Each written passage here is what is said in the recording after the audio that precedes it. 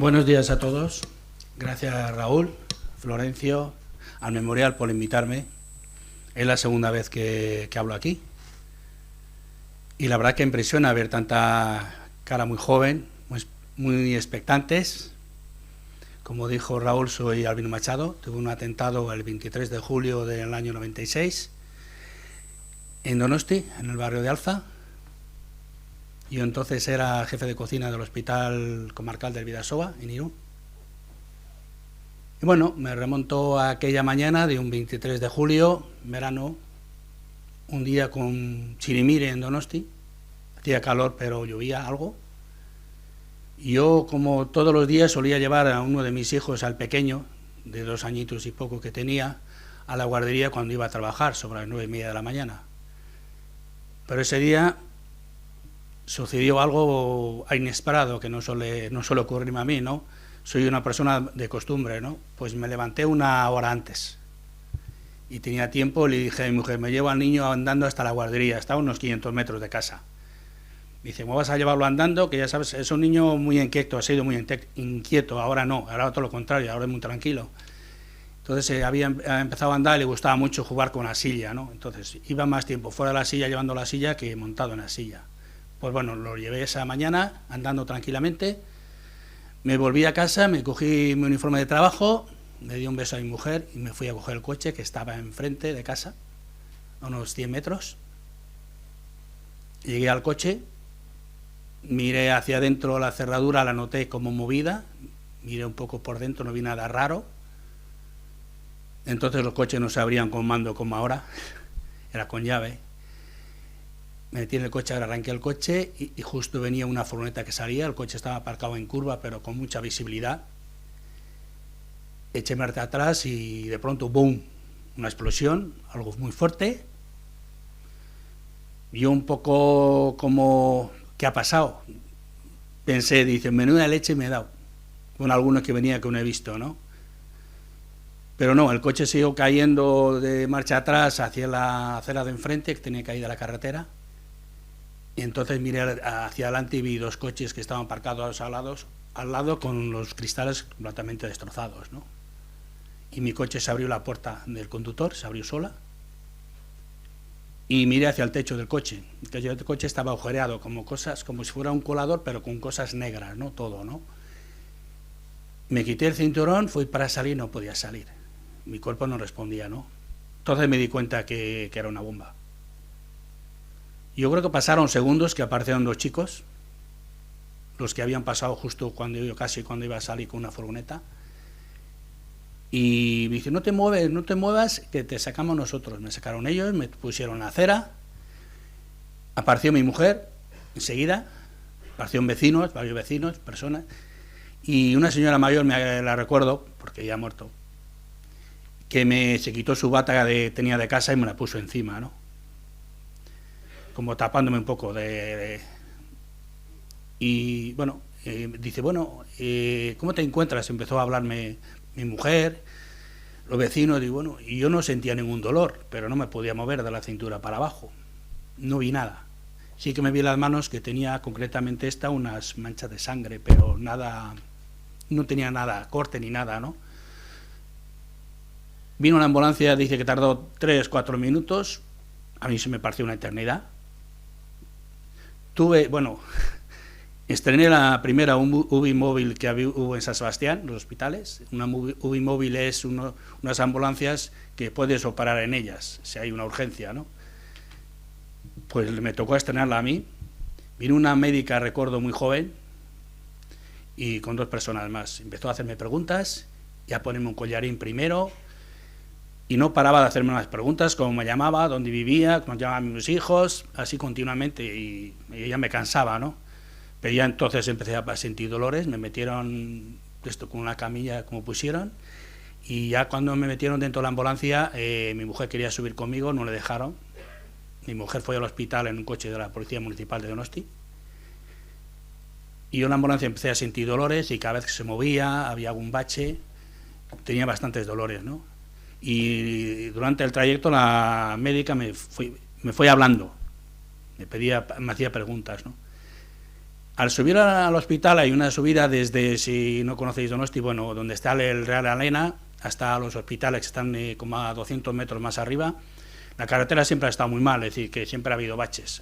Lo han arreglado hace poco, pero otra vez tiene baches. Y hay bastantes baches en la carretera. Y se movía mucho, yo me quejaba, le dijo la médica al conductor que tendría más cuidado.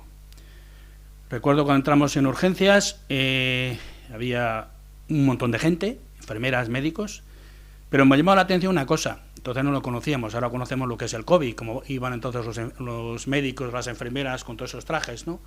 Estaban así, algo parecido, ¿no? Y yo el tema de llevar las mascarillas, los gorros, eso ya lo conocía porque en el hospital, en cocina, cuando estás preparando la comida para los enfermos, tenemos que estar todos con mascarillas y con gorros y con guantes, ¿no? Para cocinar, ¿no? Y eso ya lo conocía, pero de que traían la cara tapada totalmente, como si fuera un casco, no lo conocía. Me dijeron posterior la China que era porque las bombas, algunos explosivos, tienen alguna sustancia que es tóxica, y para que ello no le afectara, ¿no? Me estuvieron mirando, me estuvieron haciendo preguntas, no terminaban de hacerme preguntas. A una de estas recuerdo que me dio mucha rabia, aparte del dolor. Me había regalado una de mis sobrinas, las mayores, un pantalón vaquero hacía poco tiempo. Y recuerdo que me gustaba mucho. Y lo que hizo fue, una de las enfermeras le metió la tijera por la parte de la cintura, la pierna hasta abajo. Y a la otra igual, ¿no? Adiós pantalones, ¿no? Y le digo al médico, oye, que yo no aguanto más, que este dolor, y tal. Me dice un médico, tranquilo, que te vamos a dormir enseguida, pero tenemos que comprobar cosas. Me durmieran. Me desperté sobre las 9 de la noche, por ahí más o menos. Recuerdo que sería esa hora porque según me desperté en la sala de despertar que tienen los hospitales, después de las operaciones, estaba un telediario de Televisión Española, la televisión que tenían el personal ahí. Es una zona llena de espejos, como cristaleras, todas vías, pasillos, desde a la cama tú vías otras cosas, ¿no? Y tenían puesta la televisión y precisamente estaban hablando de mi atentado, ¿no? Vi una enfermera mayor, majísima, la verdad es que además coincidí con ella en Donosti varias veces. Todavía vive, además actualmente en el barrio donde vivo yo, la suelo ver a veces. Y le dijo otra enfermera, apaga la tele. Y me vino a hablar, ¿cómo está? Digo, bueno, estaba bien, no tenía ningún dolor entonces, estaba lleno de cables, pero yo de la cintura para arriba no tenía nada. Sí que tenía un montón de cables en los brazos y tal, ¿no? Dice, tienes visita, ¿quieres recibirlos? Y le digo, ¿quién es? Dice, es tu mujer y tu hijo el mayor.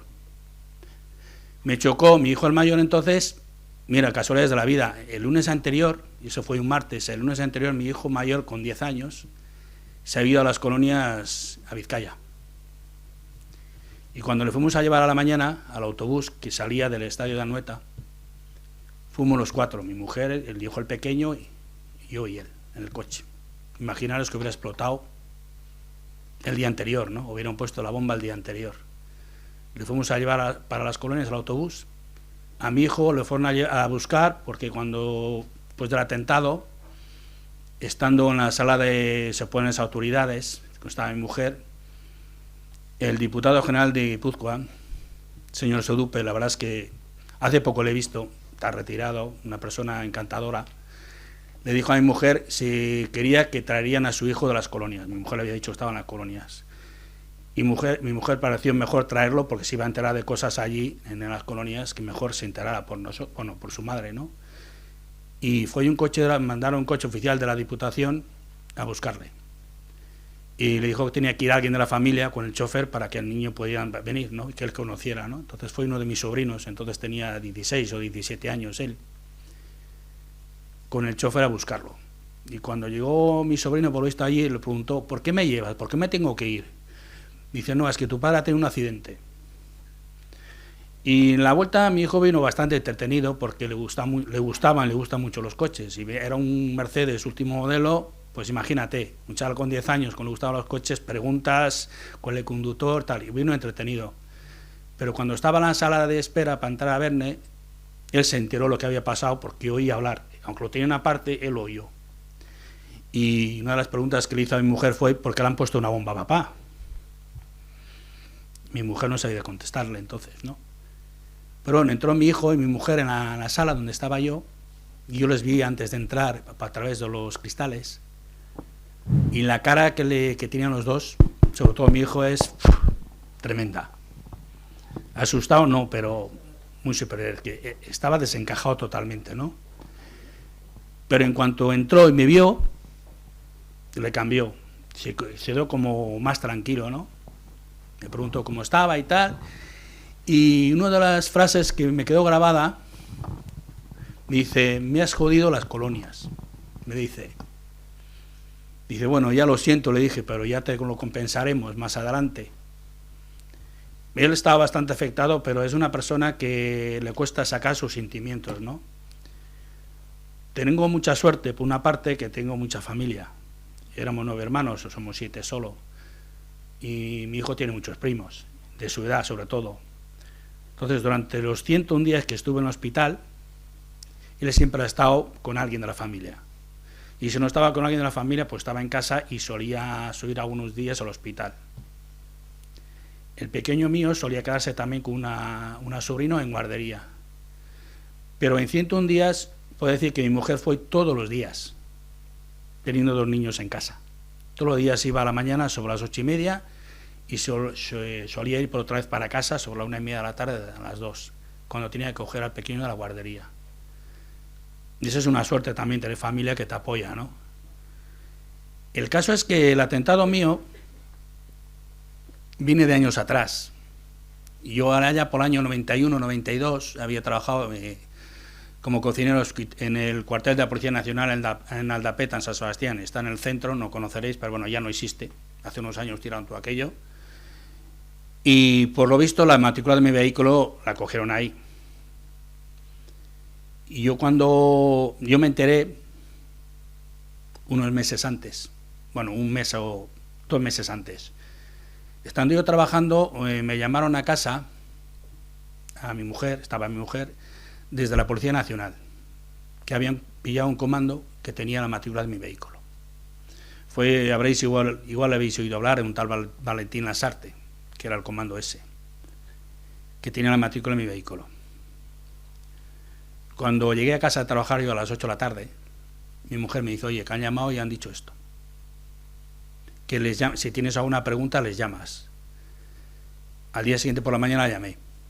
Varias intentonas, no conseguí hablar con nadie de la comisaría de policía de San Sebastián.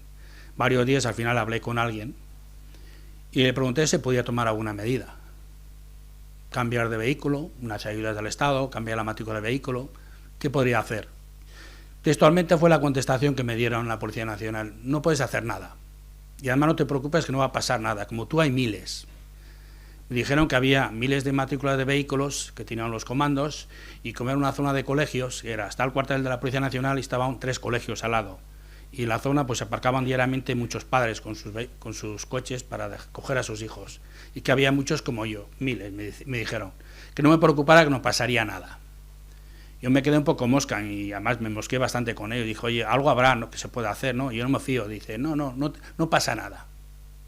Lo digo esto porque ese mismo día el jefe de la Policía Nacional, un civil que ha muerto con el COVID hace poco, me enteré, estaba en Valencia, Coutinho se llamaba, dijo en una rueda de prensa diciéndolo sobre mi atentado, textualmente, el señor Machado estaba avisado, tendría que haber tomado sus medidas. Cojonudo. Además pensé yo, cuando lo dijo eso, cuando me lo comentaron, dije yo, cojonudo. Los que nos tienen que proteger, nos tenemos que proteger nosotros, no ellos, ¿no? Los que tienen que darte soluciones no te las dan y luego dice que tú tienes tú la culpa, ¿no? Yo no quiero echar la culpa a la policía ni al delegado de gobierno ni a nadie, ¿no? Ni al jefe de la Policía Nacional. La culpa la tiene el comando que puso la bomba, sin más. Eso está claro. Como os decía, estuve 101 días en el hospital. No le deseo a nadie, ni a los que pusieron la bomba, los que colaboraran, que le pase lo que me pasó a mí, que sufra lo que yo sufrí. No se lo deseo a nadie. Yo cada 3 días tenía que hacerme una cura. Yo tenía el pie derecho roto en 2, la pierna derecha rota en 2 sitios, perdí el talón del pie izquierdo y el pie derecho también roto en otro sitio y el talón también destrozado. me compusieron el talón del pie derecho, el del izquierdo no me pusieron componer, tuvieron que quitarme parte, y yo llevo unas plantillas especiales, no llevo ni hierros ni nada de eso. No penséis que no llevo nada de eso. Ahora actualmente, además a raíz de unas operaciones, me lo han mejorado mucho para poder andar, defenderme un poco, pero bueno, siempre tengo problemas. De hecho, la última operación hace cosa de 6 años. Tuve 16 operaciones, 15 estando ingresado. Pues estuve todos esos días en el hospital y luego, cuando te hacían las curas, cada 3 días, como os decía, era otra operación más. Porque al principio me dormían, las 2, 3 primeras semanas me dormían para hacerme las curas. Luego ya, no sé, sabréis, bueno, si alguno va a estudiar medicina se enterará, y con la vida os enteraréis de muchas cosas. Es que, por ejemplo, cuando te están dando, en este caso, drogas para calmarte el dolor, tienen que darte, solo pues, puede estar con mucho un par de semanas. Porque si no el cuerpo se acostumbra y luego no puede estar sin ellas. Entonces, cuando empezaron a quitarme esas medicaciones tan fuertes que tenía, entonces empezó el calvario, ¿no? Eran noches enteras, dolores tremendos, tanto que al principio estaba acompañado en la habitación del hospital y luego me pusieron solo, ¿no? Toda la noche dormía alguien conmigo, de mi familia, de mis amigos. Siempre había alguien ahí en la habitación. Todo el día y la noche había siempre alguien, ¿no? La verdad es que no me puedo quejar, el apoyo que he tenido, ¿no? También puedo decir que unos médicos geniales, la sanidad pública, pues sí, la sanidad pública hace falta mantener en condiciones, pero los últimos 20 años la sanidad pública no ha mejorado nada, hay que reconocerlo. Antes estaba de maravilla, pero ahora, pero bueno, no viene al caso, ¿no?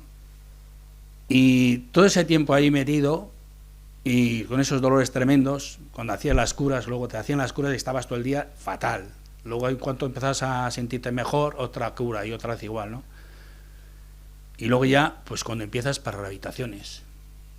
Yo a los 2 meses se propusieron ponerme una silla de ruedas para que me salir de la cama, poder moverme, ¿no? Recuerdo el día que me pusieron la silla de ruedas una tarde, vino el celador, 2 enfermeras para la silla, y yo estuve siempre echado en la misma postura, boca arriba. Entonces en la espalda sufría, me hacían llagas en la espalda que me las curaban, pero en verano. Fue un verano además muy húmedo, llovió mucho, aquel verano. Yo le decía a un compañero de habitación que tuve, Cipri, era un chaval joven, me decía, es que llueve todos los días. Dice, mira, nosotros en el hospital, pero ellos se joden, que no pueden ir a la playa, decía él, ¿no? Fue muy húmedo, es decir, que había mucha humedad, entonces sufría mucho por la espalda. Cuando me pusieron la silla de ruedas, el primer paseo que di casi recorrí todo el hospital. Estaba uno de mis sobrinos, el hermano del que es mayor, y estaba encantado, dice, ¿qué paso adelante he dado, no? Y entonces fue ya cuando empezaron a hacerme rehabilitación en la cama, y a mí el objetivo mío era siempre, mañana tengo que hacer esto, pasado tengo que hacer lo otro, así, ¿no? Me decían los médicos, va muy rápido. Dice, yo no quiero quedarme así sin poder andar. Un día una de las médicas, que a veces iba muy pocas veces, me dijo, no vas a poder andar. Pues imaginaros, ¿no?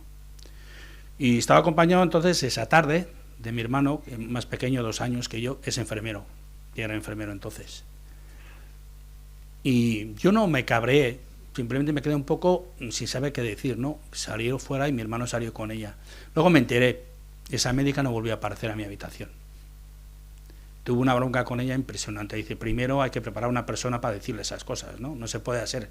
Ya sabemos que los profesionales no todos son iguales, ¿no? Y no volvió a aparecer. De hecho, me había recetado unas pastillas que tenía que tomar para dormir, ella, y creo que fue esa noche o la siguiente, y yo esa tarde me tomé una pastilla para dormir a la tarde un poco, porque no dormía, y soy muy dormilón, de verdad, soy muy dormilón. Y sí dormí, pero cuando me desperté no conocía a las personas que tenía alrededor. No estaba mi mujer, por suerte, estaban 2 amigas y una de mis hermanas. ¿Y quiénes sois vosotras? Las otras alucinaban, y pues no las conocía. Y una de las que estaba era compañera de trabajo mía, que ahora es jefa de personal en la empresa, Elena. ¿Eres Elena? Me decía que era Elena. Dije, ¿qué Elena? Pues sí, soy tu compañera, secretaría y tal. Pues no sé quién eres y tal. Pero está la otra Elena, ¿eh? Mi jefa superior se llamaba Elena también, las dos eran Elena. Está la otra Elena, la jefa. Entonces empecé un poco a recordar, sí, Elena y tal. Era de mi edad. Y yo consideraba con 36 años ya se tenía que haber casado, ¿no? Decía, oye, pues esa pasa más hambre, pero en unas palabras que, por lo que me han contado, a veces que yo hay cosas que recuerdo, cosas que no, ¿no? Unas palabras impresionantes que decía. Cada vez que me lo cuenta ella, dice, no te puedes decir, como si hubiera estado Elena, te hubiera dado un par de tortazos, ¿no? Y tenía muy buena relación, y tengo muy buena relación con ellas, ¿no? Y una de las cosas me dice, no, si te has casado y tienes hijos, y ya me habían puesto, me recuerdo, que los anillos te quitan ahí, pero mi mujer ya había llevado la alianza y tal, y mi hermano, le contesté, pues si tú lo dices, ¿no? Si tú lo dices. Luego, a última hora vino mi hermano, y entonces empecé ya a racionar normal y tal. Sí que luego hice una queja porque la pastilla que me tenían que dar no me tienen que dar una pastilla, me tenían que dar un cuarto de pastilla. Y era una pastilla entera, entonces la reacción fue tremenda. Dicen, no pierdes la memoria, según me dijeron los médicos, pero pierdes en unos momentos, unas horas, la noción de quién eres y todo, ¿no? Son muy fuertes. De hecho, no volví a tomar pastillas para dormir, ¿eh? No volví. Y de hecho me daban y no las tomaba, digo, no las quiero, ¿no? Prefería estar sin dormir que tener esas pesadillas. Bueno, pesadillas, dice que era gracioso, que me reía y todo, pero bueno, es lo que hay.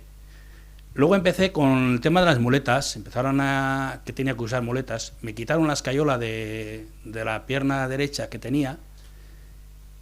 El tema fue que antes de quitarme la escayola tenían que hacerme unas pruebas médicas. Es decir, no sé cómo le llaman, pero es que te inyectan un líquido en la arteria y te recorre por todo el cuerpo. Y en el ordenador ven, bueno, en las pantallas ven qué arteria está bien y qué arteria está mal, ¿no? Pero ese líquido tiene unas connotaciones. Y yo me acuerdo que me bajaron a la zona de quirófanos, me dice, vamos a quitarte la escayola y a la vez vamos a hacer me hicieron un corte en la pierna para meter el líquido, vamos a mirar lo que es la circulación de la sangre y cómo están las arterias, ¿no? Vas a sentir cosas raras, me dijeron, muy raras, no te preocupes. Y en primer lugar sentirás mucho calor, luego frío, y otras cosas. Y entonces me quitaron el pijama, no había pijamas entonces en la sanidad, cada uno ponía lo que quería. Yo llevaba una camiseta y un pantalón corto siempre, ¿no? Pero me quitaron todo, solo estaba una sábana encima, ¿no? Un detalle que siempre, muchas veces, cada vez que voy a un hospital, recuerdo aquello, ¿no? Y me dice, bueno, me inyectaron el líquido, según me inyectan el líquido, empecé a sentir un calor tremendo y tal, y de pronto, lo tienes a boca arriba tumbado y tal, pronto la sábana empieza a subir. Imaginaros, yo me quedé, pero esto, eran dos chicas, una médica y una enfermera. Oye, que no pasa, no te preocupes, joder. Además le dije así, joder, pues vaya situación, ¿no? Por lo menos si hubieran sido hombres, ¿no? Pero con unas mujeres ahí, más jóvenes, ellas se reían, dice, no pasa nada. Se subía, y luego baja, pero luego es que era un frío tremendo, ¿no? Y luego se lo conté a mi mujer en la habitación, dice, ¿no pasaste vergüenza? Hombre, un poco sí. Por sobre todo que eran chicas, si hubieran sido chicos no hubiera sido problema, eran chicas. Y luego tenía una cosa que me llamaban a mí los médicos, las enfermeras, Robocop. Y yo en la pierna izquierda llevaba unos hierros, llevaba un muelle. Bueno, este es el pie izquierdo. Uy. Pues aquí en el pie tenía dos tornillos metidos. Uno en la parte delantera, otra parte trasera. Y esta es la pierna, ¿no? Y aquí tenía otros dos tornillos. Entonces había un muelle que juntaba los 4 tornillos. Como no me podían poner escayola por las heridas y todo, que me tenían que cerrar y curar, pues tenían que estar sujeto el pie, pues no se podía sujetar solo. Había peligro. Entonces yo tenía esos hierros en el pie. Por eso me ponía un pantalón corto, muy ancho, para que pudiera entrar y tal, ¿no? Entonces yo cuando empecé a usar las muletas, que me quitaron la escayola del otro pie, empecé a usar las muletas, y yo solía ir con la silla de ruedas a las máquinas del café y tal, a la tarde, a un café, y te juntabas con otros enfermos allí. Y siempre me llamaban, llevaba el Robocop, porque me juntaba con otro chico que llevaba algo parecido, pero en un brazo. Entonces llevaban los Robocops, nos decían, ¿no? Me acuerdo que era el Festival de Cine de San Sebastián, me acuerdo, y estaban dando películas del festival en el hospital. Y nos invitaron a ir a ver las películas. Pues aquel día que fuimos, me acuerdo que estrenaron Bernhard, no sé si os suena, Mel Gibson. Y estos mayores urucagú no se acuerdan de esa peli, la estrenaron. Oye, pues en el cine el atractivo no era la peli, el atractivo éramos nosotros dos, que todos los enfermos venían donde nosotros y ¿qué os ha pasado? ¿Y cómo lleváis los hierros, no? Pues esa película no, casi ni la vi, porque siempre estaba alguno a la hora. Los hospitales aquí, habrá también Vitoria, tiene un salón de actos grande y solían poner películas cuando el festival, ¿no? Entonces, a mí, yo llevaba esos hierros en el pie y no podía apoyarlo para nada. Y a mí me mandaron para casa. Yo a los 2 meses estaba en el hospital de Donosti y pasé a Policlínica de Guipúzcoa, que es otro hospital privado. Como era un consigo accidente laboral, me tenían que llevarlo del otro lado. Porque en el hospital de Donosti puede estar X tiempo, no puede estar más que X tiempo. Entonces pasan a otros hospitales. Yo como era privado, me pasaron al otro lado. Ahí empecé la rehabilitación ya de verdad, en todo, ¿no? Y el primer fin de semana del último mes, me dijeron, si quieres te puedes ir a casa el fin de semana. Te vas el viernes después de comer y vuelves el domingo antes de cenar. Pero me dijeron los médicos, bajo tu responsabilidad, te puedes ir a casa. Ya sabes, vas con la silla de ruedas, te vas en un taxi como quieras y luego te vienes a estar aquí el domingo para la cena, tienes que estar. Yo me fui a casa. La sensación de irte a casa después de casi 3 meses es alucinante. Yo ver mi casa otra vez fue alucinante. Y hay un caso curioso que sí que os voy a contar, porque mira, yo después más de 2 meses ingresado, todavía estaba en el hospital, por ahí más o menos, y yo quería ver a mi hijo el pequeño, no le había vuelto a ver. Y en los hospitales, ahora no lo sé, se lo hacen, no podían ir niños menores de 10 años. Y no me lo dejaban ver. Yo cogí relación con el jefe de prensa del hospital, me iba a ver a menudo, y hablaba con él. Era un antiguo locutor de Radio San Sebastián, me acuerdo, porque solo yo oírlo en la radio antes. Y me dice, bueno, te voy a conseguir que venga a tu hijo. Te ponemos en la silla de ruedas, te tapamos con una sábana las piernas y eso, bajas al hall del hospital, traigan al niño allí y ahí puedes verlo. Le diré a los celadores de abajo que hagan un poco la vista gorda y que te dejen un rato con tu hijo.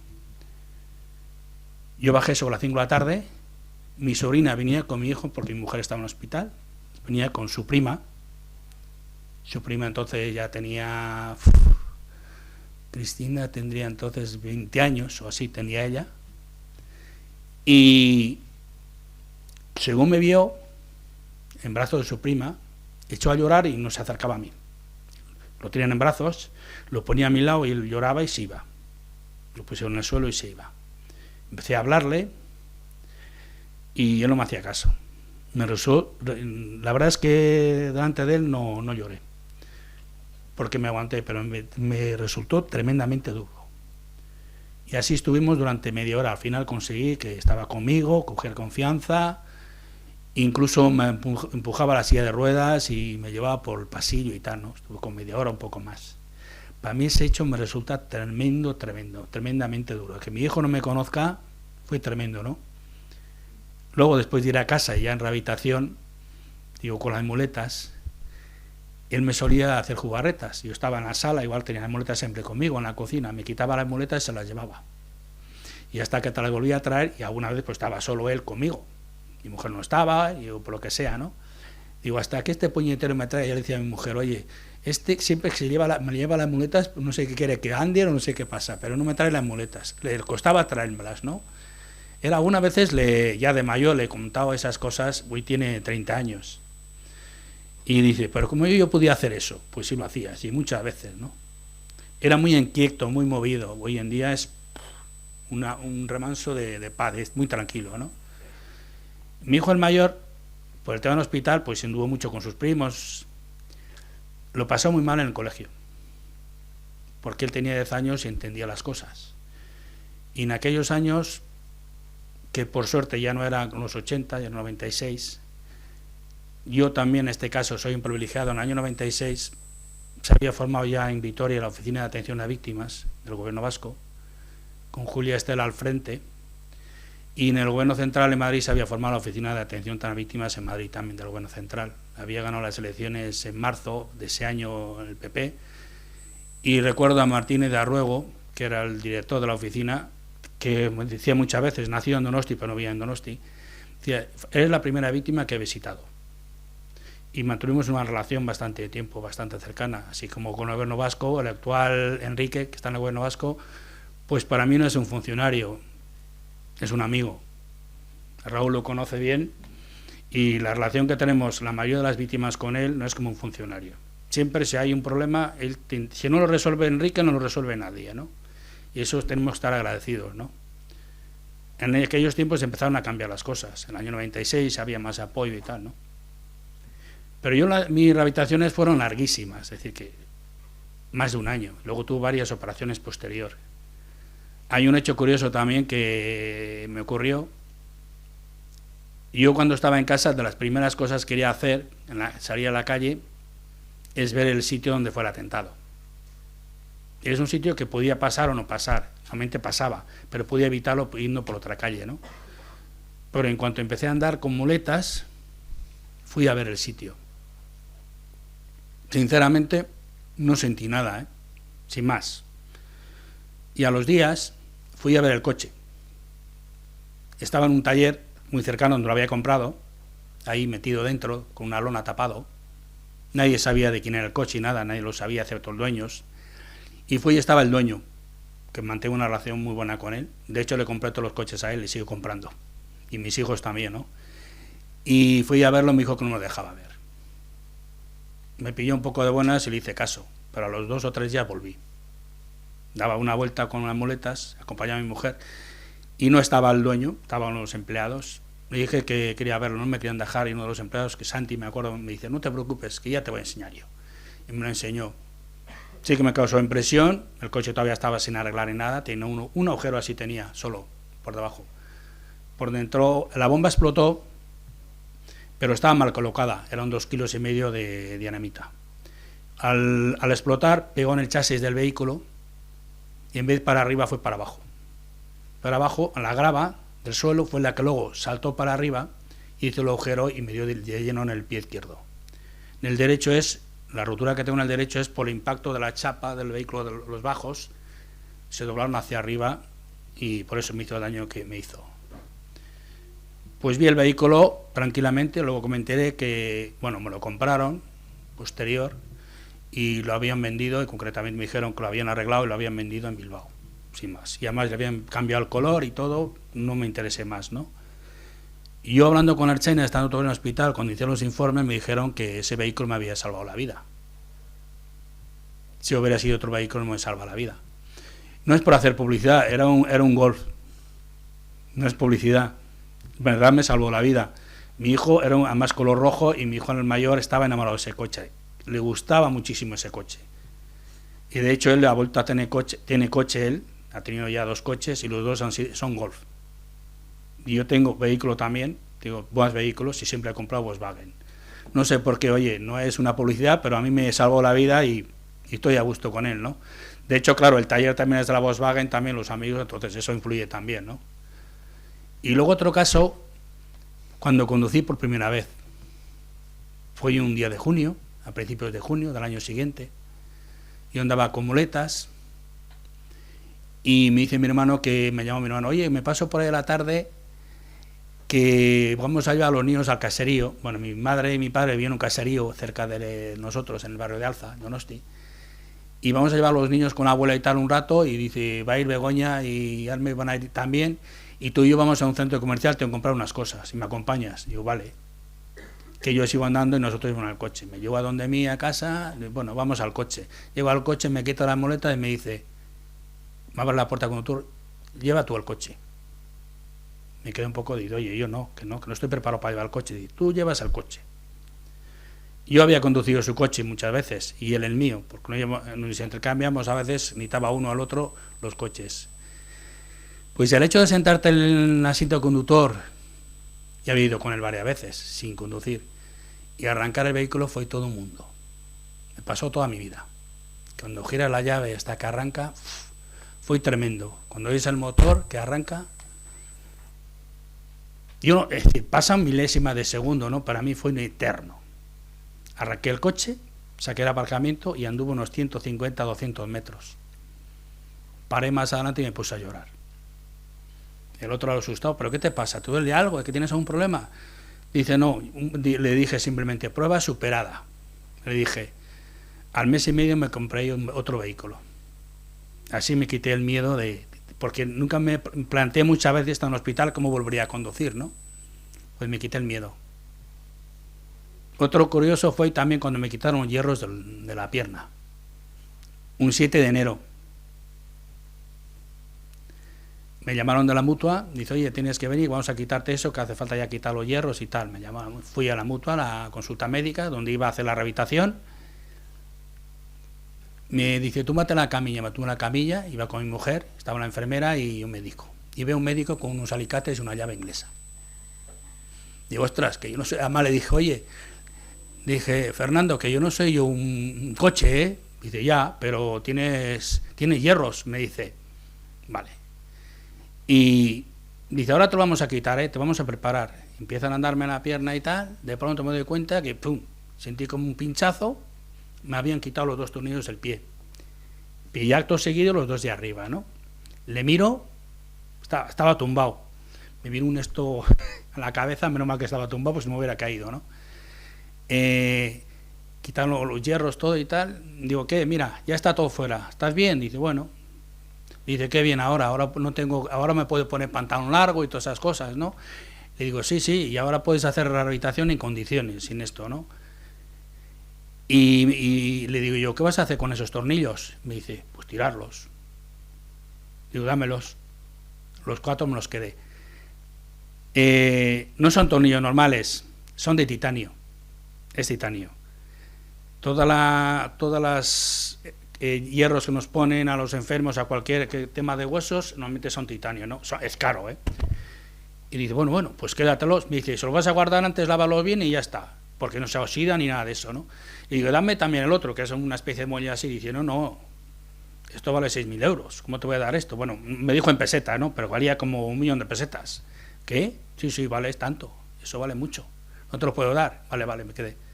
Están por casa, me he cambiado 3 veces de casa y esos en un sobre ahí están puestos, en un sobre además transparente, y a una vez me dice, mujer, ¿esto para qué lo quieres? Bueno, es un recuerdo.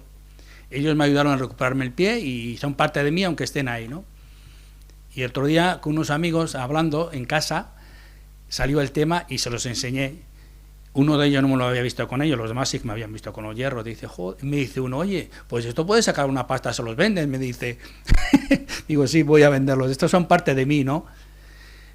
Pero bueno, yo lo que quiero insistiros, por ejemplo, es en el tema de cuando estás en un hospital, la rehabilitación. Yo estuve unos años, después de todo esto, mis hijos estaban en el colegio y yo estuve en la asociación de padres del colegio donde estaban mis hijos, pero una asociación de padres diferente, porque el colegio es de la asociación de padres, entonces la asociación es la aditiva del colegio. Y nosotros, de hecho, fue de nuestro colegio al hospital, algunas clases de la ESO iban al hospital un par de veces al año a ver gente, cómo estaba la gente en los hospitales. Y yo siempre dije, yo creo que es positivo que vosotros veáis lo que pasa a la gente en los hospitales, porque nos quejamos de vicio muchas veces, oye, tengo un dolorcito y tal, tenías que ver la gente que hay ahí dentro, ¿no? Cómo está, ¿no? Y eso que igual nos haría falta cuando estamos bien y saberlo, ¿no? Y luego, por otra parte, nosotros la víctima de ETA, yo hablo en mi nombre, no hablo en nombre de nadie, solo en mío, somos muchos. Raúl sabe un poco las cifras, y heridos muchos más. Heridos alrededor de, según tengo entendido, más de 3.000 heridos. Graves, menos graves, ¿no? Yo tengo la suerte que he sobrevivido, ¿no? A los que han puesto bomba a lapa, y yo conozco a 3 personas que han sobrevivido. Otras no han tenido esa suerte. Y los que hemos sobrevivido lo hemos pasado muy mal. Aparte me os digo, es que después del atentado, estás en casa, yo viví lo de Miguel Ángel Blanco. Al año, más o menos al año de pasar lo mío.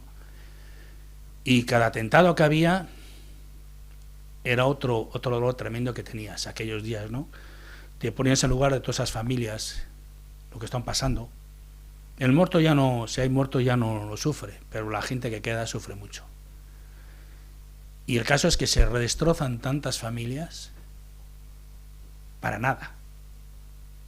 Pero para nada. Yo conozco muchísimas víctimas.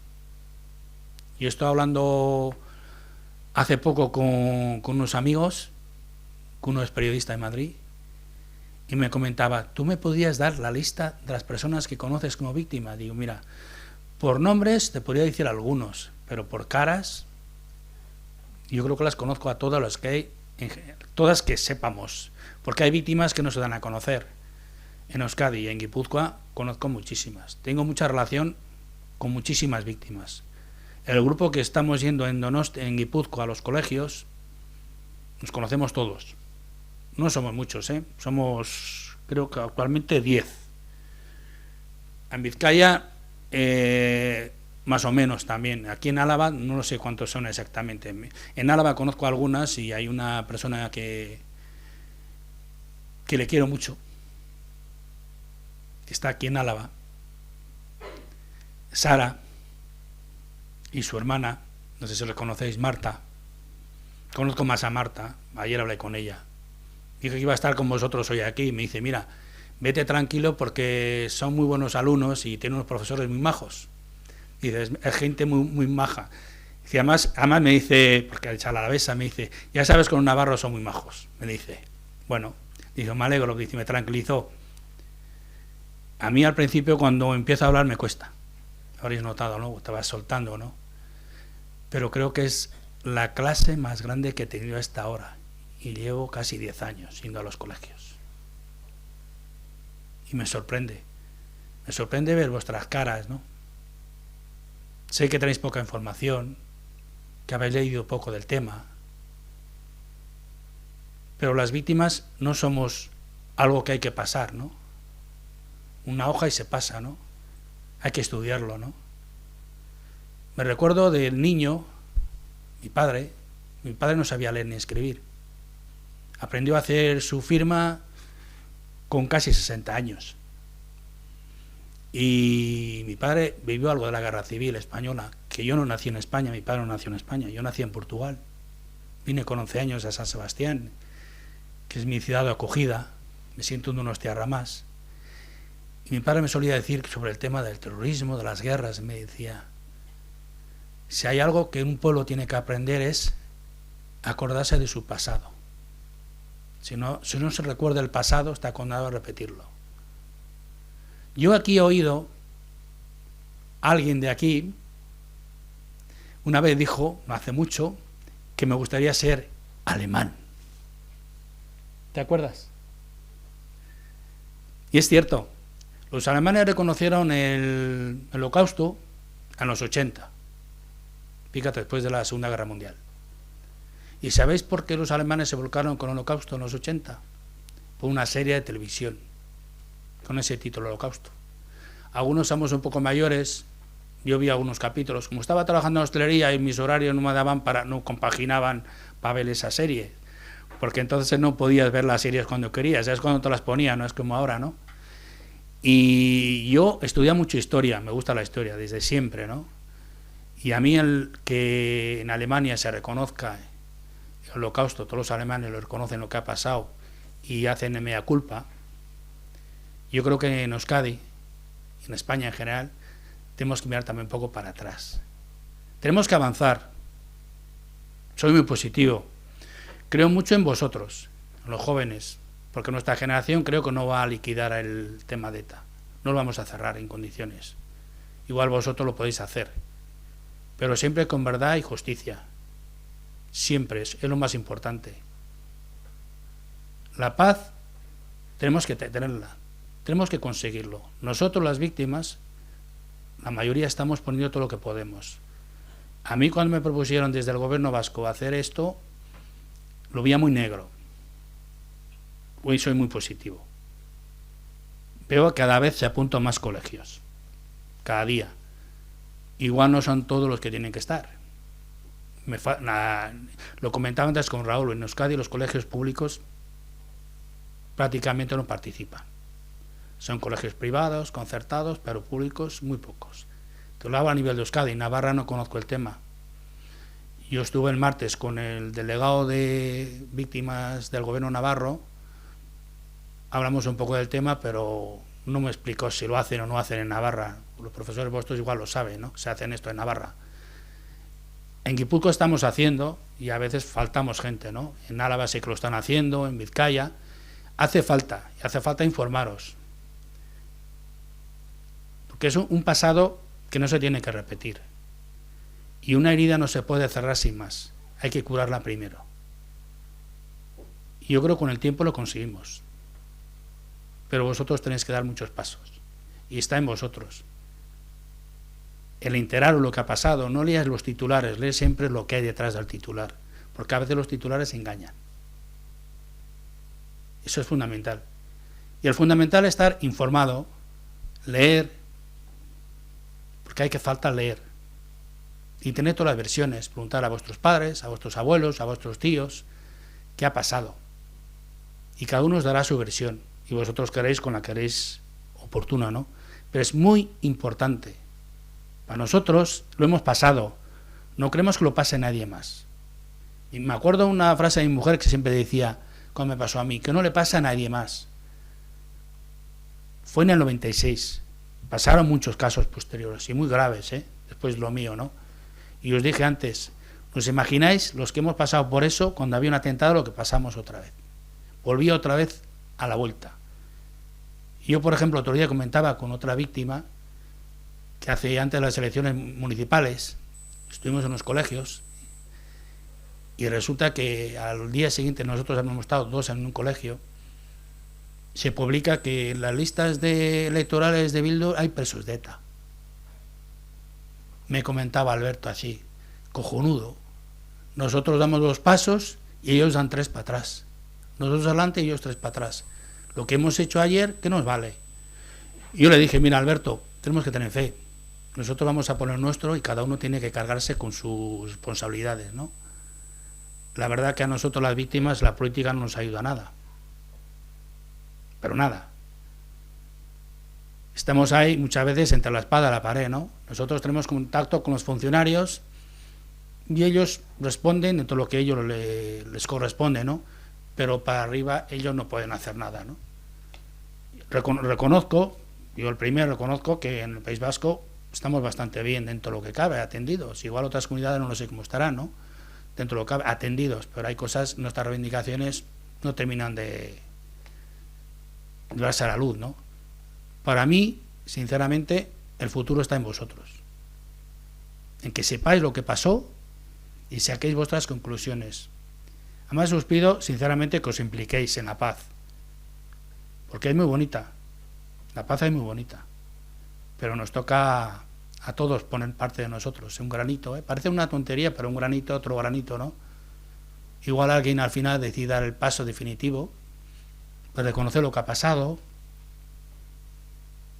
y cerrar las heridas. Yo desde aquí os digo que desde ahora mismo me podéis hacer todas las preguntas que consideréis oportunas, estoy a vuestra disposición y sin más. Vosotros mismos ahora.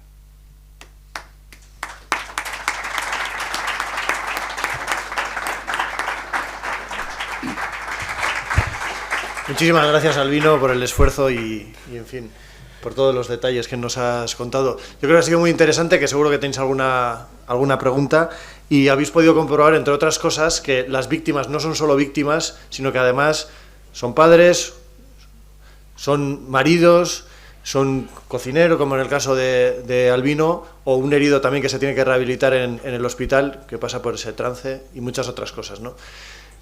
Animaos. ¿Cuántos años tenías, por cierto, cuando...? 36 años. 36. ¿Y ahora 63? 63. Estaba en lo mejor de mi vida. Mira, hace un mes he terminado de pagar mi última hipoteca. Pues entonces había terminado de pagar en ese mes mi última hipoteca, la hipoteca que tenía también. Estaba proyectando cambiar de casa, tenía el trabajo que quería, que me gustaba, jefe de cocina, unos horarios normales. La hostelería no tiene horarios normales, lo sabéis, algunos. Tenía vacaciones cuando tiene todo el mundo y quería dedicarme un poco a mis hijos. El mayor se perdió muchas cosas cuando era más niño, el pequeño pues no se perdió tantas, pero era uno de los mejores momentos de mi vida. Y además es que tenía un futuro laboral impresionante, una empresa que estaba muy a gusto. De hecho, con la empresa que me pasó, estaba yo trabajando, sigue trabajando en ese hospital, es una empresa subcontratada del gobierno vasco, y sigo en contacto con ellos. Nos reunimos los que estamos trabajando, que ya ahora solo quedan ya 2, nos juntamos sobre estas fechas más o menos, y seguimos manteniendo contacto con la empresa después del atentado. Bueno, os animo a vosotros a preguntar, eso sí, siempre con el micrófono, por favor, para que se quede bien recogido. Y si no, Eduardo.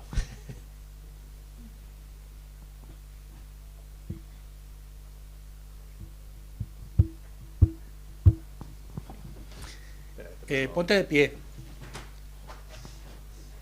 Gracias.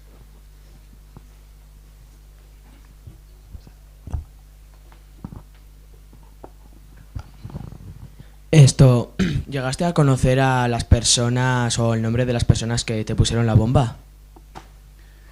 Bueno, tuve juicio en la Audiencia Nacional. No le vi en persona porque me taparon con un biombo, pedí porque yo no quería ir. Uno de ellos es Fernando Alejandre, está aquí en Álava, en la cárcel de Álava. El otro, no me acuerdo su nombre, lo detuvieron al poco tiempo en Francia y se suicidó en la cárcel. Su pareja eran vecinos míos, vivían a 100 metros de mi casa. Sus caras, luego por la prensa, pero unos días antes del atentado, durante 3 o 4 días, los estaba viendo casi todos los días donde aparcaba el coche, sentados en un muro, como una pareja normal. Estaban vigilándome. Luego le hago las conclusiones que era eso, ¿no? Cuando me enseñaron sus fotos, es que lo detuvieran a él a raíz de un atentado en Donosti al año así, que no lo recordaréis, igual vuestros profesores lo recuerdan. Mataron al psicólogo de la cárcel de Martutene, el Osigui. Conozco a su viuda y a su hermano, tengo una relación con ellos. Entonces, cuando mataron a esa persona, a ese funcionario de la cárcel, en un bar de enfrente había 2 policías nacionales, lo detuvieron al momento. Y creo que actualmente está aquí en la cárcel de estos. Es precisamente de las personas que no reconoce nada. Ha estado en Cádiz. La información que tengo es una información a nivel de funcionarios particular, que no es oficial. Es decir, que estuvo en Cádiz, estuvo en León y ahora creo que está aquí. Pero es de la línea dura, que no sé nada más de él, tampoco me interesa. Yo cuando declaré la Audiencia Nacional, como te digo, estaba tapado por un biombo, no le vi la cara, así que si lo veo lo reconozco por las fotos que me enseñaron. Y me une a la viuda del que mató una amistad tremenda, y a su hermano al que mataron. A raíz de los atentados los conocí, tengo mucha relación con ellos. Mira, puedo decir que conozco muchas víctimas, pero muchos amigos también. Más que víctimas son amigos, ¿no? Pues somos amigos, somos unos grupos de amigos. Entonces vamos a los centros escolares, sobre todo, nos reunimos muy a menudo, una comida, una cena, un café, hablar de nuestras experiencias, y no estamos hablando de esto entre nosotros, hablamos de cualquier cosa. Hay uno que, Alberto Muñagorri, tiene 50 años, es un chaval encantador. La famosa bomba de la mochila de Rentería, tenía 10 años, pasó y le explotó una mochila bomba al lado de él, con 10 añitos, imaginaros. Alberto es un fenómeno. Yo lo conocí hace 6 o 7 años, fíjate, después de tantos años lo conocí, y cada 15, 20 días quedamos juntos para comer y hablamos de tantas cosas. Yo le digo, se ha separado hace poco, y el tema de mujeres, hablamos mucho de ese tema. Digo, Alberto, que tendrás una por ahí y tal. Y digo, bueno, yo no me interesa mujeres ahora, me decía, ¿no? Estoy más ahora por vivir. Me dice, joñe, tío, le digo que tienes 50 años, que eres un chavalín. Dice, yo seré un chavalín siempre, ¿no? Es una persona que tiene una pierna amputada, un ojo y un oído que no oye, pues imaginaros, pues tiene un humor y una alegría tremenda. Fue la persona que influyó para que yo estaría haciendo esto ahora.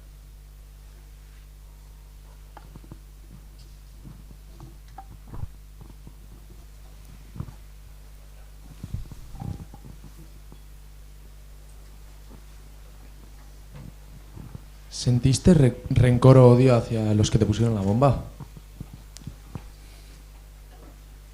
Ahora no, pero aquellos meses, a mí me decían, yo recuerdo unas cosas, ¿no? Aquellas noches, cuando ya estaba solo en la habitación, solía estar mi cuñado, mi hermano, decía verdaderas barbaridades. Les deseaba todo lo mal, ¿no? Dice, cuando salga de aquí, pero textualmente, eso me acuerdo de esa frase, compro una metralleta y me los cargo. Decía, no, pero el odio no hace bien a nadie, porque a los que tú odias, ellos no lo van a saber, no les afecta.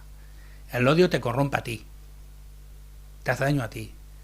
Yo aquellos meses cuando estaba, sobre todo la rehabilitación, que fue tremenda, unos dolores tremendos. Imaginaros una barra, las barras, famosas barras, eso, que tienes que apoyarte. Yo me acuerdo en aquellos años que alcé creo que 12 o 15 kilos. Estaba más o menos como ahora, 12 o 15 kilos. Pero tenía unos brazos, os podéis imaginar, de las muletas y de los ejercicios que hacía, tremendos, ¿no?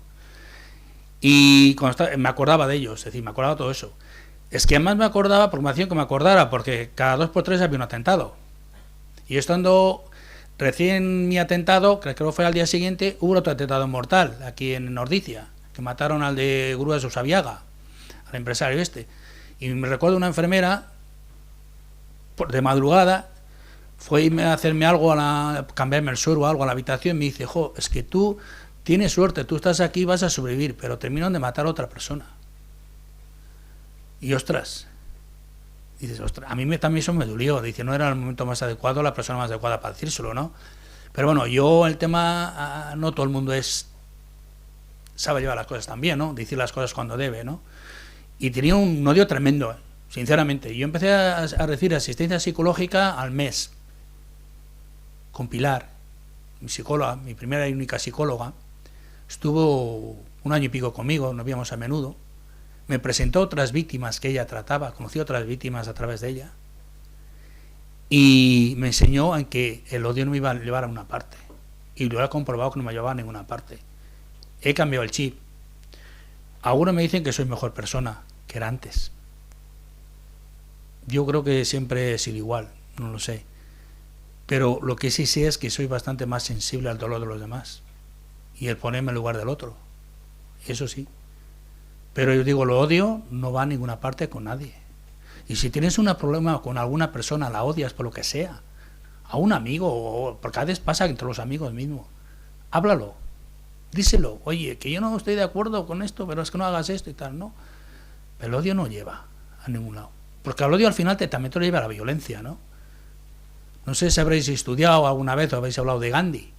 Hay una frase de él muy famosa. Ojo por ojo, todos ciegos. Y si tú quieres venganza, prepara 2 tumbas.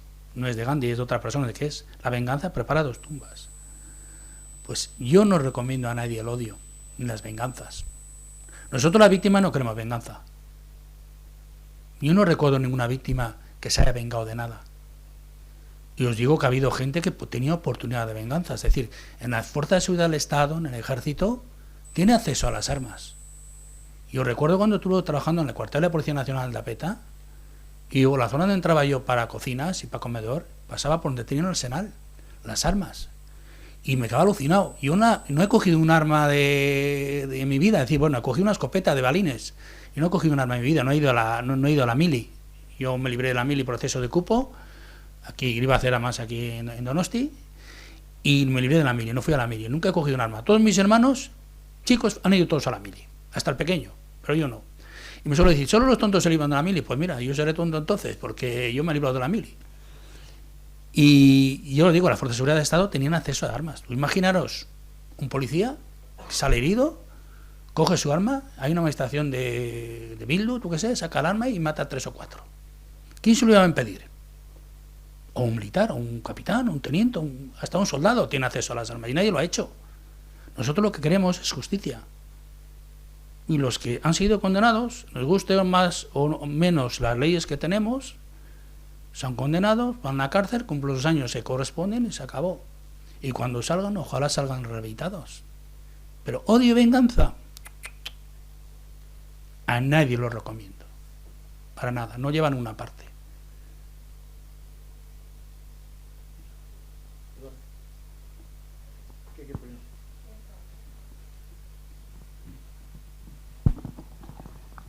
Y cuando saliste del hospital, ¿cuál fue tu sensación después de 2 meses? Libertad. De irme a mi casa, el pisar mi casa, sobre todo cuando iba el primer fin de semana, era increíble. El primer día que entré en casa con la silla de ruedas, me recorrí toda la casa en la silla de ruedas, todas las habitaciones y todos los sitios. No te imaginas lo que echaba de menos en mi casa. Y no soy casero, ¿eh? Normalmente procuro estar en casa lo menos posible. Mi casa era lo más importante, estar en mi casa. Además, me decían los médicos, un enfermo se recupera antes en casa. Hay una cosa que me decían los médicos muchas veces, que yo no me iba a andar, y luego recuerdo, ya después de estar en casa, una de las últimas operaciones, el médico, el que me trató casi siempre, me dice, jamás pensé que andarías, pero también te digo una cosa, ese trabajo no lo hicimos nosotros, lo hiciste tú. La mentalidad que tienes y la fuerza de voluntad. Por eso que a veces muchas enfermedades están aquí. Yo creo que si las quitamos de aquí, damos un paso importante. Y para mí no hay nada mejor que mi casa, sinceramente. Y la libertad de... En un hospital te trata muy bien, sinceramente. Muy buenos profesionales, pero como en casa...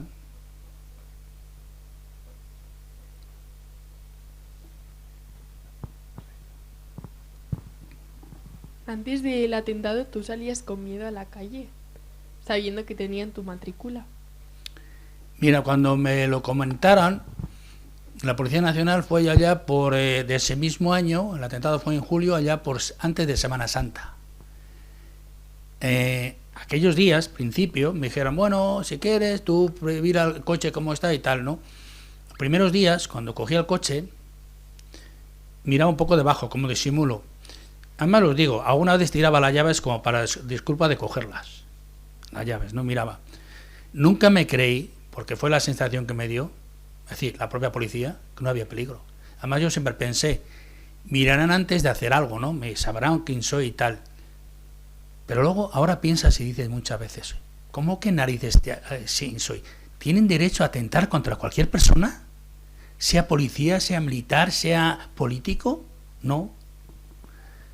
Miraba de vez en cuando, pero eso fue 2 o 3 días.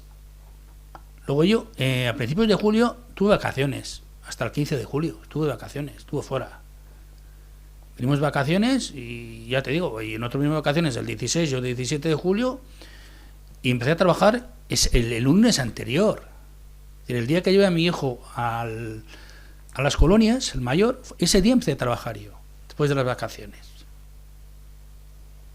Pero no volvía. Además, el tema este es que lo sabía mi mujer, se lo comenté a mi hermano, el pequeño, un día así, no sé cómo salió, se lo comenté, me dice él, tendría cuidado por si acaso y tal, pero nada más, es decir, que yo, nadie de la familia más lo sabía. De hecho, estando de vacaciones, uno de mis cuñados, donde he ido de vacaciones, que es de ahí en León, se llevó mi coche una tarde, él, con su familia, utilizó mi coche.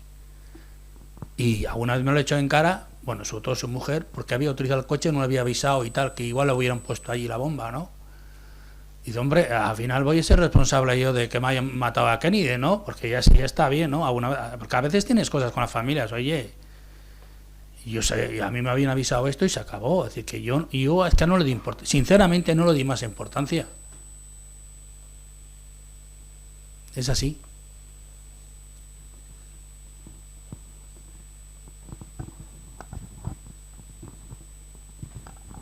Que si alguna vez algún amigo tuyo dejó de juntarse contigo por estar en la mira de ETA. Pues como decía antes, yo no le comenté a nadie el tema de que estaba en la lista. Y luego tampoco he tenido muchos amigos, que digamos, no he sido de muchos amigos. Son conocidos y tal, pero yo no he sentido rechazo de nadie. Mira, donde vivía había una familia pegando a mi casa, es decir, de puerta con puerta. 2 hijos tenían entonces 18 o 19 años, estaban relacionados con la Cala Borroca y todo eso, que los únicos sabían, pero los más vecinos, al contrario, a mí siempre me han dado su apoyo, así que, y eso no he tenido ese problema. Y yo me fui de mi barrio donde vivía, vendí a mi vivienda, porque había mucha escalera, los accesos no eran nada buenos, y luego aparte es que cuando empecé a salir a la calle, todo el mundo me paraba, me preguntaba cómo estaba. Oye, ¿cómo estás? Es que esos cabrones y tal, ¿no? Y llega un momento que no quieres hablar del tema, no desconectas. Y yo quería desconectar. Entonces, una de las Me ocurrió a través de Cristina Cuesta, es otra víctima de ETA, mataron a su padre, tuvo varias organizaciones que pertenecía a ella, se dirigió a mi familia, bueno, a mi mujer, estando en el hospital, y tuve contactos con ella. Le dije, oye, pues me gustaría cambiar de vivienda. Le dije, ¿hay una fórmula que se pueda hacer y tal? Me dice, bueno, hablo con el Ayuntamiento de Donosti. Habló con el Ayuntamiento y yo les ofrecí entregar mi vivienda y el Ayuntamiento me diera otra vivienda a cambio, otro sitio. El Ayuntamiento me dice que no podían hacer eso, pero podían alquilarme una vivienda y que yo pudiera alquilar una vivienda del Ayuntamiento y esa que la vendería. Pero es un poco como extraoficial, ¿eh? No lo es oficialmente. El alcalde en ese momento y los concejales, pues sí, se portaron. El Partido Socialista, el PNV, EA, que se portaron porque tuvo contacto con todos ellos, ¿no? Y cambié de vivienda, me ofrecí una vivienda en renta, no muy lejos de donde estaba, una vivienda con mejores accesos, y ahí estuve en esa vivienda 5 años. Yo al mes y medio de haber salido de mi vivienda la vendí. Y luego, a los años, pues accedí a otra vivienda pública, a través del Ayuntamiento, y ahora vivo en otra zona. Si alguno conoce Donosti y sabe el antiguo campo de fútbol de Atocha, ahí vivo yo, donde estaba el antiguo campo de fútbol. Pero lo que digo, amigos y eso, no he notado ningún rechazo por parte de nadie, ¿eh? Sinceramente, los contactos que tenía con la gente que tenía, seguía teniéndolos iguales y sigo teniéndolos iguales. De hecho, tengo relación con gente que sé que es gente de Bildu, y en la sociedad gastronómica suelo tener relación con ellos y no hay ningún problema. No hablamos de política, no hablamos de esas cosas y ya está.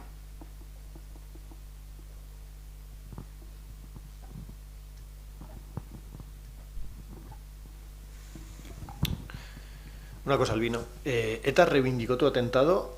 ¿Lo justifica de alguna manera o dice que fue un error? ¿O cómo lo trató? ETA reivindicó mi atentado al poco tiempo, a los días. Porque una de las cosas que me dijeron, por todo la Archaina y el Ministerio del Interior, que era importante que lo reivindicara, ¿no? Para el tema de las ayudas y todo, ¿no? Y luego a la Audiencia Nacional, con el juicio, el Alejandre dijo textualmente que se habían equivocado, que yo pensaban que era policía. Se habían equivocado sin más. Así quedó todo. Yo tuve 2 juicios en la Audiencia Nacional. El primero asistí, el segundo asistí también, pero luego se canceló el juicio, porque había otro acusado. El juez canceló el juicio y luego cuando volvieron a llamarme ya no aparecí, digo que no iba, ¿no? No, era un trance demasiado duro para mí y aparte de eso es que, ¿cómo decirte? Quería un poco pasar página en aquellos momentos, ¿no? Yo fui al poco, el primer juicio todavía iba en muletas. Me acuerdo que fui en avión, iba en muletas y con los hierros. Donde arriba fui en un avión, me pagó la empresa todos estos viajes, mejor dicho, la Audiencia Nacional me pagó todos los gastos. Y fue el tema en el juicio primero, fue también un poco rocambolesco, ¿no? Porque yo dije en principio que no iba, y al tiempo, a los días de decir que no iba a ir, me llamaron de la Audiencia Nacional y que el fiscal quería hablar conmigo y que me llamaría tal día, ¿no? Te va a llamar tal día, quiere hablar contigo, ¿no? Que estés disponible. Entonces no estaban los móviles, como quien dice, todavía. Entonces eran a los teléfonos de casa. El fiscal se llamaba Jesús, no me acuerdo cómo. Y entonces me llamó por teléfono. Me dijo, oye, quiero que asistas. Digo, pero bueno, ¿qué voy a ganar con asistir? Mira, me dice, en primer lugar, tu testimonio es más importante que tu declaración que tienes. Es más importante. Me dijo, y es un lugar, es muy importante para nosotros, para la Audiencia Nacional y para todas las víctimas que estéis presentes. Entonces, bueno, es que no te preocupes, no vas a tener un problema. Y digo, yo no quiero estar con ellos ni nada, porque no era solo el juicio el juicio contra él, es que estaba todas sus familias ahí, todos sus amigos, las gestoras, estaba toda la sala llena de ellos. El 99% eran gente relacionadas con el preso, que iban a juzgar. Y meterme entre todo ese público no era mi intención. Además es que nadie me conocía y además está la prensa y así me conocen. Y una de las cosas que siempre me ha asistido mi mujer, yo procuro también, es que no salir en prensa, sobre todo que no salga mi foto. Siempre he tenido el máximo cuidado y me he negado hasta entrevistas de periódicos por ese tema, ¿no? Entonces me dice, mira, te garantizo que no vas a verlos. Dice, tú cuando llegues a la Audiencia Nacional entras por la puerta de servicio, no por la puerta principal. Dices tu nombre, te llevarán a un sitio, los funcionarios te llevarán a un sitio. Total, que fui a la Audiencia Nacional, fui en avión desde Hondarribia y fui y volví en el mismo día con mi psicóloga. Entré a la puerta de servicio, cuando dije mi nombre me subí en un ascensor privado hasta el despacho del fiscal y me dijeron que esperara allí. En el despacho fiscal estaba su secretaria, estaba el médico forense que me examinó, una médica y creo que otro funcionario más, no me acuerdo quién era. El guardia de seguridad. Y me llamó la atención una cosa muy curiosa también. En su despacho había una foto de cuerpo entero, no era una foto, miento, era una pintura de Carmen Tagle. A vosotros no sonará a nadie, pero Raúl seguro que sí. Es otra víctima de ETA. Fue una funcionaria, una fiscal, que mató ETA. Hacía pocos meses entonces, que la habían matado entonces. Y estaba su foto, yo recordaba muy bien el asesinato de ella, su foto, decir, su pintura, cuerpo presente y tal. Y le dije a su secretaria, ¿y cómo tiene esta foto? Y dice, es que era amiga íntima del fiscal. Entonces, el juicio empezó, yo no estaba todavía allí, me avisaron, bajó la secretaria y el de seguridad conmigo, abrieron una puerta y un biombo. Estaba lo que es la sala, toda repleta de gente, nadie me veía, solo me veía el juez. El juez y el fiscal me veían. Estamos como estáis vosotros ahí, yo aquí, solo casi de lado, a la puerta, ellos me hacían unas preguntas y yo contestaba. Salí de ahí, cuando terminó, me mandaron subir a un despacho que tenía que firmar unos papeles para que me pagaran los viajes. Y mi sorpresa, en la sala, en el despacho de arriba, estaba la abogada de Lejaldre, discutiendo con los funcionarios, porque no le querían pagar los viajes de los testigos de la defensa. Y según estaban ahí hablando, decía el funcionario, los testigos de la defensa no tienen derechos a abogados, a que le paguen, derecho a que le paguemos los gastos. Esos lo paguen ellos, o el acusado, ¿no? Entonces, luego, ella, como se quedó así un poco para atrás, me preguntó qué quería, le dijo, soy tal y esto. Y ella estaba detrás, no vio. Entregué mi papel que me había dado el fiscal, lo firmé y salí. Cuando salí había un montón de prensa, y yo me acuerdo que me llevé unas gafas de sol por si acaso, y tuve que salir por la puerta principal, acompañado de un guardia de seguridad, un montón de prensa y de gente de presos, con las pancartas. A mí no se acercó nadie, ni un periodista ni nada. Era uno más. Como salió una pareja de ahí, éramos unos más. Tuve esa suerte.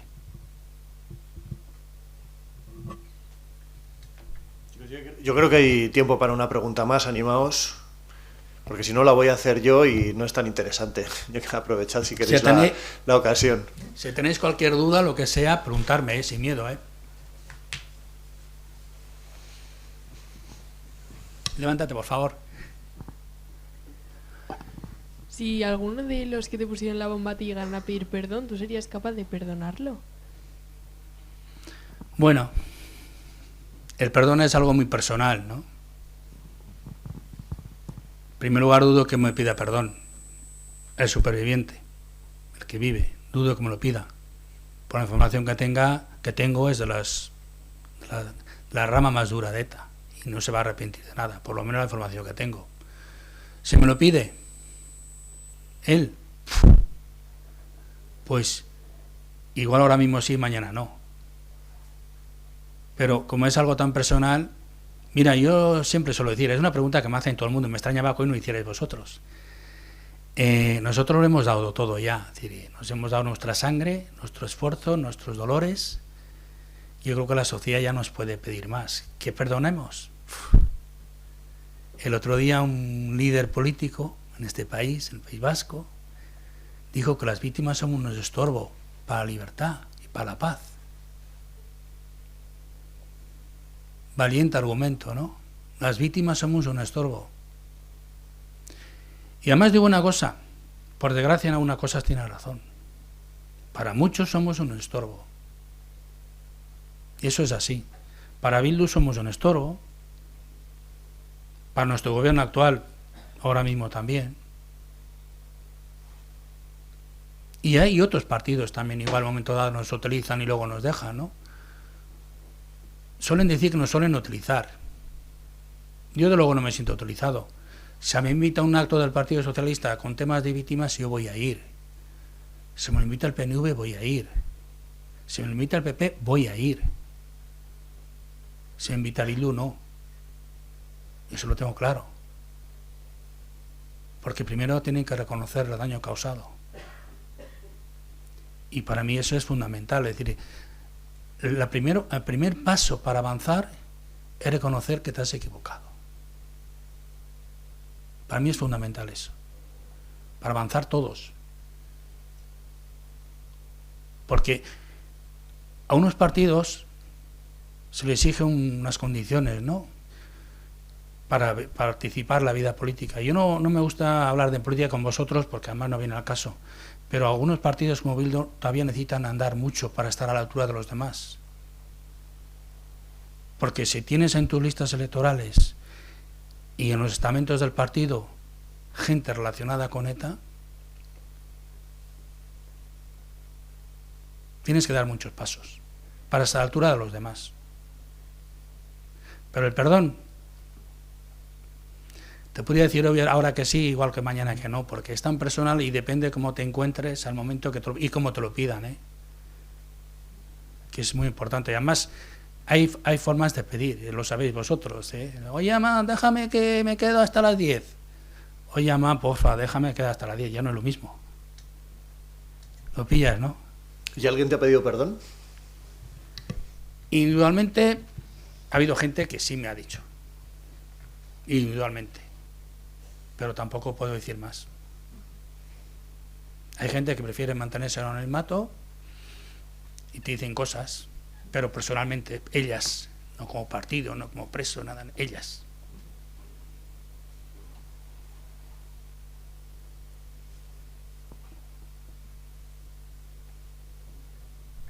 Chicos, no sé si tenéis algo más. Y si no, lo damos por bien empleado, agradeciéndole muchísimo a Albino el esfuerzo y que nos haya acompañado hoy aquí. Creo que habéis tenido una clase de historia viva, una lección de historia práctica, ¿no? Y aparte, una manera de comprobar una cosa que ha dicho Albino con la que me quedo, que es que las víctimas no son un número, ni son simplemente una página de la historia que se pueda pasar. Las víctimas siguen entre nosotros y es bueno acercarse a ellas y escucharlas como hemos hecho hoy. Muchas gracias a todos.